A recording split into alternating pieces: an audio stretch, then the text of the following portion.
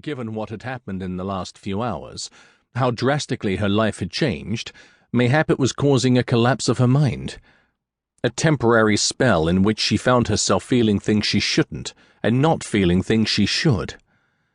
"Will ye leave me in the woods?" she asked, hoping he'd say aye. "Nay." Drat. "I would prefer it." "Ye'd prefer the woods to what?" "Wherever it is ye've decided to take me." Mackenzie grunted. "Eileen Donan is far superior to Strom Castle." Ava chose not to respond to that. She'd heard of its beauty and didn't doubt it. That was not the point. "And its dungeon?" "Far fiercer." She swallowed around the lump forming in her throat. Strom's dungeon was just a wide hole in the earth beneath the castle's foundation. A man was tossed inside, the wooden lift lid slammed shut, and that was the end of it. What did far fiercer mean? Was their dungeon filled with spikes that would see her impaled before she hit the dingy floor? Ava blew out a resigned sigh. So, she had until they arrived to escape. This wasn't boding well. Mackenzie's castle was only a few hours' ride. Suddenly she wasn't longing for adventure anymore. "Do ye intend for me to die, then?" "Die?" Mackenzie sounded startled. Behind her he stiffened as though she'd just insulted him. Why should he be shocked that she would bluntly ask what he planned to do with her? He must think her feeble-minded. She again wasn't surprised.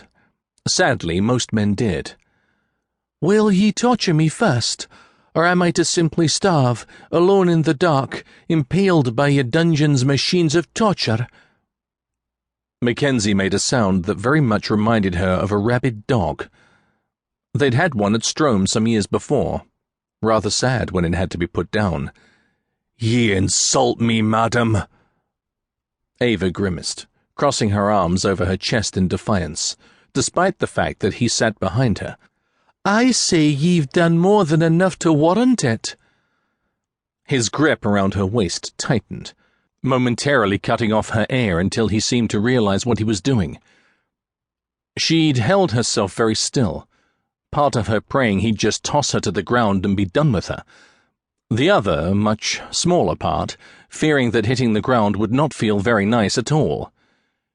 "Do it," she said. "End it now." "Ye know not what ye ask." "I know very well what I ask." Ava was no stranger to hardship and pain. She was a MacDonell by blood, orphaned when she was only a lass. Her uncle, brother to her father, Laird MacDonell, had taken her in on the pretense of marrying her to his son, her cousin Dougal. But his son had died, and so her uncle had decided to marry her himself when she was 15.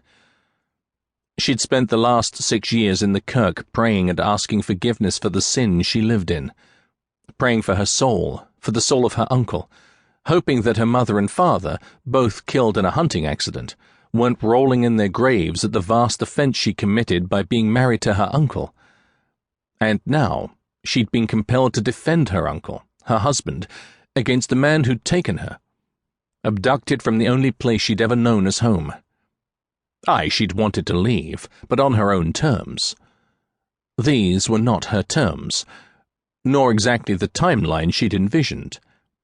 She did not have only herself to worry about, but those she'd left behind, the people she felt obligated to protect, especially since her shame had given them such bad luck.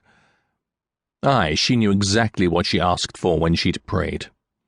Night and day she'd prayed for over 2,000 sunrises for an answer, for a sign. Was this it? Was this the Almighty's way of telling her she was not supposed to live, not meant to give back to the clan she'd taken much from? Ava arched her back, attempting to wrench herself from Mackenzie's hold. "Be still," he commanded. Ava didn't listen. If he was only going to kill her, then he should just do it now. She couldn't take it any longer. She wriggled more in earnest now, fighting the iron hold around her middle. "Let me fall beneath